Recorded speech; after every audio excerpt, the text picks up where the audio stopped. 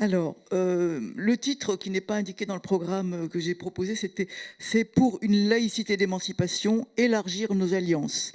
Mon exposé va être un peu dans la suite, si on peut dire, de l'idée de laïcité de discussion qu'a évoqué hier Françoise Lorcerie.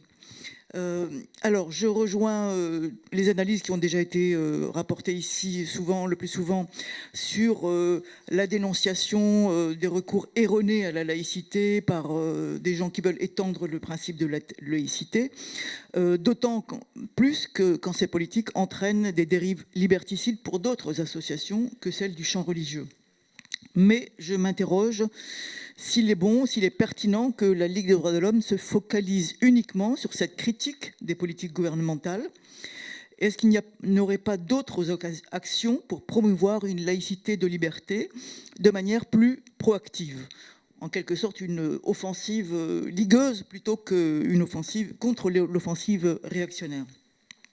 Alors, en tant qu'observatrice du judaïsme français en particulier, mais aussi d'autres milieux religieux et militants, comme lors de ma participation à la commission Islam-Laïcité créée en 1997 par la Ligue de l'enseignement, j'ai pu observer la diversité de ces milieux religieux, une diversité interne qui est l'une des conséquences heureuses du cadre laïque que nous partageons. Donc ma proposition aujourd'hui ne sera pas celle savante d'une sociologue, mais celle d'une militante pour une laïcité d'émancipation, pour faire pièce à tous ceux qui utilisent ces termes d'émancipation parmi des gens qui sont en fait contre les libertés, des néo-républicains aux partisans d'une nouvelle laïcité, ceux qui captent la laïcité pour l'orienter dans un sens restrictif. Et donc, pour reprendre ce terme, comment faire, que faire pour reprendre ce terme à nos adversaires ? Dans mon exposé, je ferai d'abord ma proposition, j'énoncerai d'abord ma proposition. Je viendrai ensuite à la question de comment définir le progressisme en religion.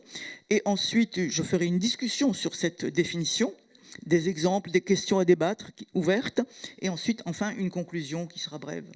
Donc si la laïcité, la loi 1905 est bien une loi de liberté, il me semble qu'on oublie trop souvent les aménagements ultérieurs qui ont renforcé cette dimension de liberté par une ouverture progressive et pragmatique, même si assez timide à mon sens, au pluralisme religieux.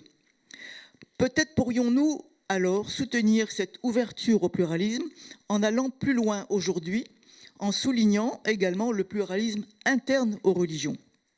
Et pour cela, nous mêler activement au débat qui agite nos concitoyens, croyants ou non, autour des dynamiques internes à ces religions, notamment leur conflit entre progressistes et fondamentalistes, pour le dire de manière un peu générale.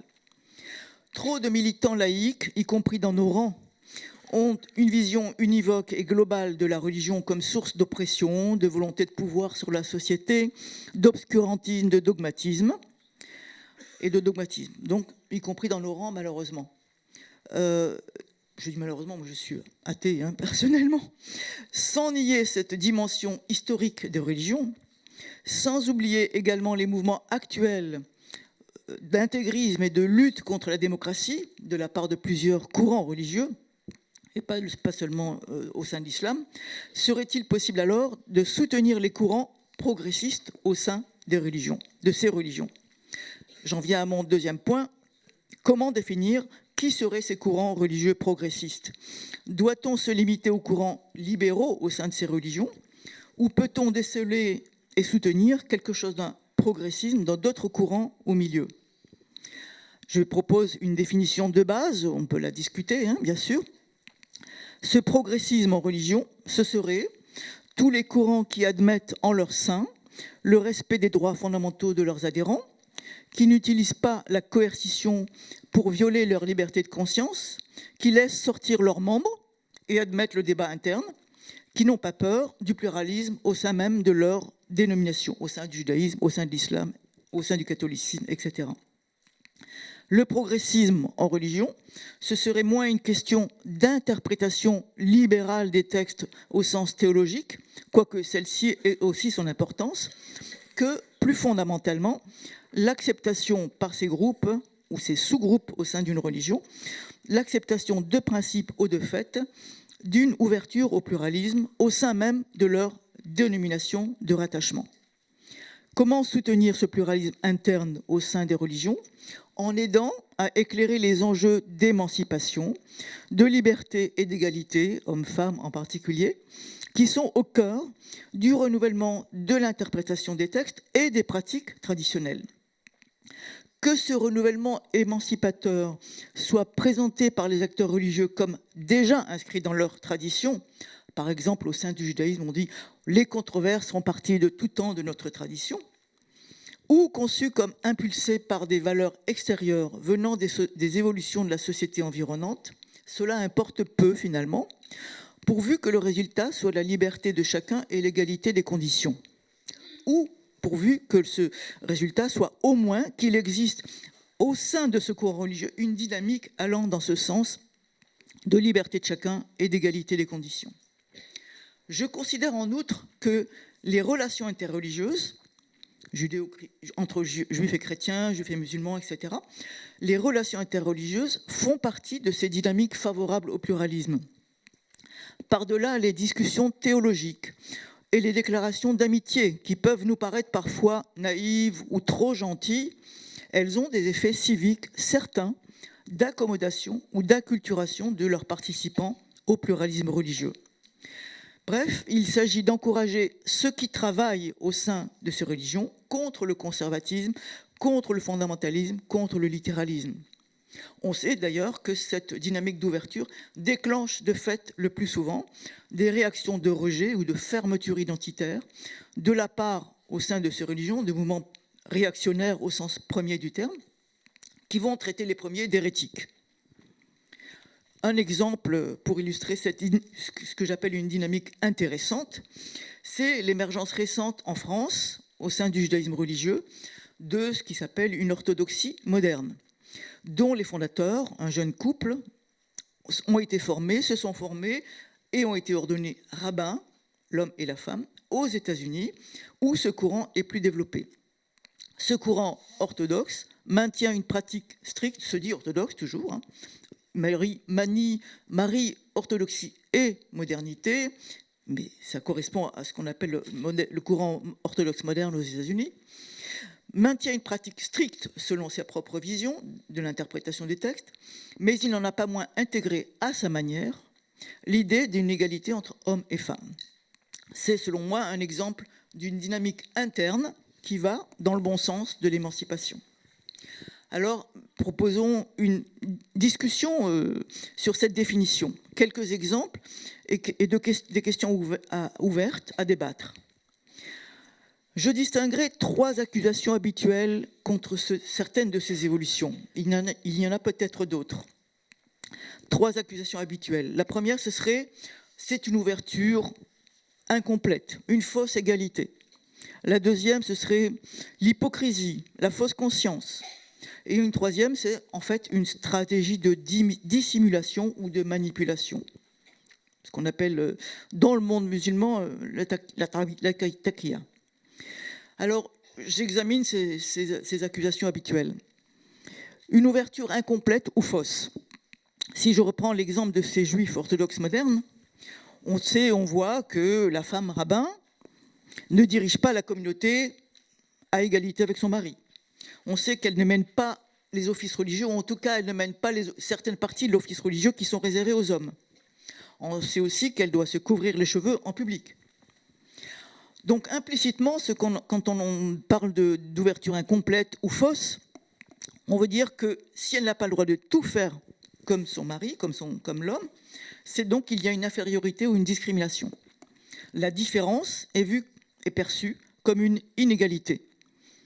Et donc, l'égalité proposée et affirmée serait donc incomplète. Autrement dit, il faudrait aller plus loin. Je propose 2 réponses ou demi-réponses à cet argument. D'abord, le fait qu'il y a une évolution dynamique que l'on observe au sein des courants du judaïsme libéral, pas l'orthodoxie moderne ici, mais du judaïsme libéral en France et ailleurs aussi d'ailleurs. Avec des différences même entre les différentes congrégations du judaïsme libéral en France. Il y a des pratiques égalitaires qui n'étaient pas acceptées dans certains courants, dans certaines congrégations, la synagogue de la rue Copernic par exemple, et qui sont devenues égalitaires. Par exemple, jusqu'en 2014, au sein de la synagogue de la rue Copernic, on n'admettait pas que les filles fassent leur bat mitzvah, l'âge de l'accès à l'âge adulte, si on peut dire, comme les garçons. Et on l'a accepté qu'en 2014, alors que dans une autre congrégation, dans notre congrégation libérale, le mouvement juif libéral de France, on acceptait d'emblée cette égalité de pratique. Mais aussi, en plus, ces dernières années, au sein de ces congrégations libérales, de ces communautés libérales, on a vu une ouverture progressive aux homosexuels, aux personnes transgenres. Pas dans toutes, d'ailleurs. Il y a donc une dynamique à l'œuvre dans ces communautés libérales, comme il y a eu tout à l'heure, je l'ai évoqué, au sein de l'orthodoxie moderne, à partir d'un principe admis au départ, celui de l'égalité, une dynamique. Si j'osais, je comparerais ça, mais je vais oser, avec une autre histoire, celle de l'application du principe d'égalité dans la France post-révolutionnaire. Bien que ce principe ait été posé en 1789, il a fallu combien de siècles pour que les femmes accèdent réellement à l'égalité des droits avec les hommes, sans parler de l'application même dans la réalité de ce droit, qui n'est toujours pas effective à 100%. Donc il y a bien une dynamique qui a été à partir du principe d'égalité qui s'est instaurée, et ce n'est à partir de ce principe que des batailles ont eu lieu au sein en France, de la société française, pour l'accès à l'égalité des droits. Et on sait, vous le savez probablement, que des militants laïcs n'étaient pas toujours pour l'égalité du droit, l'accès au droit du vote des femmes, par exemple. Oh, 5 minutes. Oula, mon Dieu. Bah, ils ont été plus brefs, donc je me permets de prendre leur temps.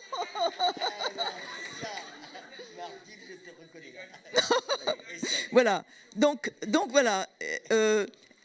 Il y a une dynamique. Et donc, dès lors qu'il y a une dynamique intéressante à partir du principe d'égalité reconnu, ça m'intéresse et je dis pourquoi pas travailler avec tel courant. Il y a évidemment une question à se poser.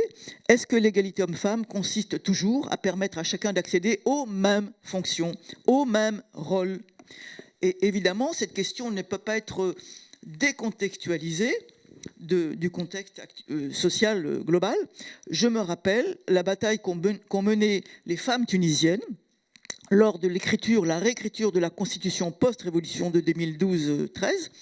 Elles ont bien perçu qu'il y avait un enjeu d'égalité derrière le terme complémentarité que les islamistes voulaient imposer. Et donc, elles ont bataillé contre ces termes-là. C'était dans un certain contexte. Aujourd'hui, on est dans un autre contexte en France. Est-ce que, on n'est pas à l'idée de complémentarité, mais est-ce que l'égalité consiste toujours à faire la même chose que les hommes et les femmes aussi? Voilà. Ouh là là, non, je ne peux pas. Hypocrisie, fausse conscience, c'est la deuxième accusation, mais il est moins 20. Alors, en France, ce qu'on observe d'abord... Il faut absolument que tu essayes de conclure. On n'a pas l'échange avec la salle va être extrêmement important. Ah là là. Donc, alors, je vais faire mon deuxième argument au minimum. Oui, je reprendrai le troisième dans le débat s'il le faut. C'est à propos je prends l'exemple du voile ou du foulard musulman. On observe que des significations nouvelles sont apparues. Selon ces femmes qui parlent elles-mêmes, qui choisissent elles-mêmes de porter le voile, c'est un rapport, elles marquent là leur propre spiritualité, leur propre rapport personnel à Dieu, éventuellement au divin, éventuellement contre leurs parents ou même contre leur mari. Donc, Kahina Bahloul, première femme musulmane en France, l'a bien dit, ce sont des femmes qui sont souvent éduquées, autonomes, indépendantes, qui ont fait le choix elles-mêmes de porter le voile, dans un sens qui se démarque de la rhétorique islamiste habituelle qui impose une vision patriarcale de l'islam. Donc, il faut prendre au sérieux ces arguments, c'est elles qu'ils le disent, c'est leur parole, et donc même si on peut penser qu'elles ont adopté une pratique traditionnelle ou une pratique qui est imposée par des islamistes comme orthodoxes, c'est elles qui le choisissent. On est en France, on n'est pas en Iran, bien sûr, c'est elles qui le choisissent, et donc c'est important. Je soulignerai juste là que, à mon avis, en tant que sociologue, là, je dirais, les débats, ce sont nos débats autour de ces pratiques, c'est la liberté, c'est l'émancipation, c'est l'égalité, qui poussent au renouvellement ou à l'invention de nouvelles significations pour ces pratiques anciennes, par des femmes, et ces femmes s'approprient donc autant les principes d'égalité et de liberté individuelle quand elles mettent en avant ces nouvelles significations. Donc, je passe la troisième accusation, on y reviendra peut-être. Donc, ensuite, et donc j'en arrive à ma conclusion. Au fond, en 2 ou 3 points, soutenir ce progressisme au sein des religions, ce serait, à mon avis, soutenir fondamentalement la laïcité constitutionnelle dans son esprit, la loi 1905, et non sa relecture restrictive de 2021. Et dans cette dynamique, on peut trouver parmi ces courants progressistes, religieux, musulmans, juifs ou autres, des alliés. Et ça me semble très important. Donc, soutenir cette dynamique qui intègre la notion d'égalité et de liberté individuelle dans ces courants religieux, c'est accorder de l'importance au temps. On en a parlé hier avec le philosophe Ogilvy, au temps. Et donc, moi, j'appelle ça des graines d'émancipation. Ensuite, sans naïveté, il y a des confrontations, il y a des risques de régression, on le sait. Et donc là, il y a un travail de veille juridique pour maintenir un cadre législatif étatique ouvert, pour empêcher un backlash dans nos pays de tradition démocratique, de longue tradition démocratique, et pour empêcher ce backlash, ce retour régressif, on va dire, les courants progressistes, au sens large que j'ai proposé, peuvent être des alliés pour nous, des partisans de l'émancipation aussi. Voilà. Mais au fond, c'est soutenir l'idée même, l'esprit même de la loi 1905, qui est un esprit de liberté, une laïcité de liberté. Voilà. Merci Martine.